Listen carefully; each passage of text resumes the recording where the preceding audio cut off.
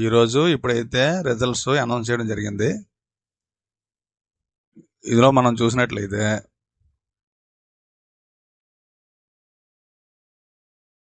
Score card release చేశారు. Score cards release చేశారు. మీరు ఆ విధంగా ఓపెన్ చేసిన తర్వాత మీకు ఇక్కడ click here to view score card అని వస్తుంది.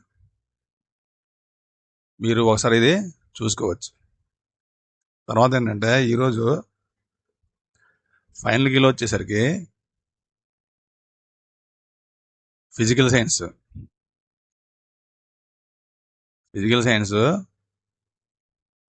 మొత్తం 7 క్వశ్చన్స్ తేడాగా ఇవ్వడం జరిగింది.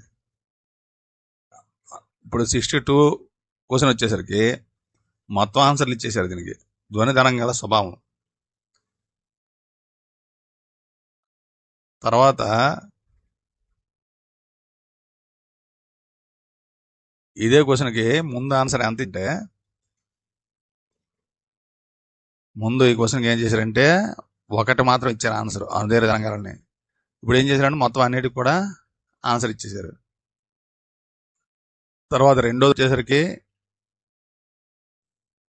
తప్పుగా కలుపబడిన జత.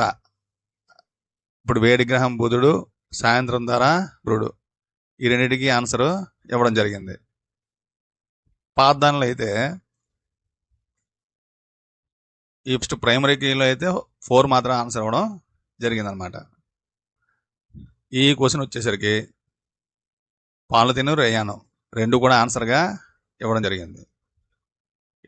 ఇది ఇప్పుడు ఫైనల్ కీలో. పాత కీలో వచ్చేసరికి ఒక్క రేయనే ఆన్సర్గా ఉంది. ఇది ఒకటి మార్చడం జరిగింది.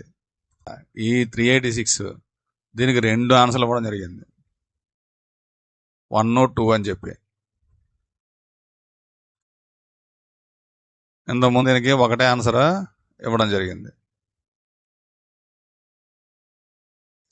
ఏ మరియు బి ఫ్లాస్కుల్లో 500 ml మరి చొప్పున 300 కెల్విన్ ఉష్ణోగ్రత 1 అట్మాస్ఫియర్ పీడనం వద్ద ఆక్సిజన్ మరియు నత్రజన్ వాయువులు నింపబడ్డాయి. ఆ ఫ్లాస్కుల్లో అంటే 2 ఆన్సర్లు ఇచ్చారు.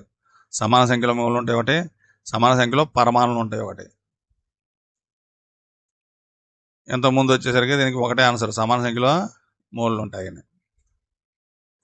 తర్వాత ఈ క్వశ్చన్ మొత్తం అన్నిటి కూడా ఒకటే ఆన్సర్ ఇవ్వడం జరిగింది. ఏది CH3COగా మార్చుటకు అవసరమైనది అంటే ఇక్కడ 2 ఆన్సర్లు అనుకున్నారు కదా, మొత్తం ఆన్సర్లుగా ప్రకటించారు దీన్ని. అంతకుముందు ఇది పీడియం క్లోరోక్రోమైట్ చర్య జరపడం అని చెప్పి మాత్రం ఇవ్వడం జరిగింది.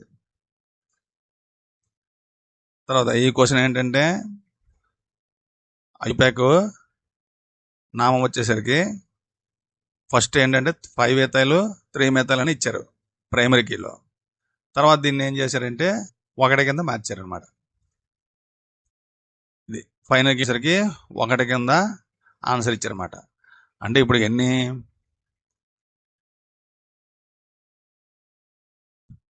అంటే ఇప్పుడు మొత్తం ఫైనల్ కీలకు వచ్చేసరికి SANL ఫిజికల్ సైన్స్ ఫైనల్ కీలో వచ్చేసరికి 7 క్వశ్చన్స్కి 2 క్వశ్చన్స్ పూర్తిగా ఆన్సర్లు ఇచ్చేశారు.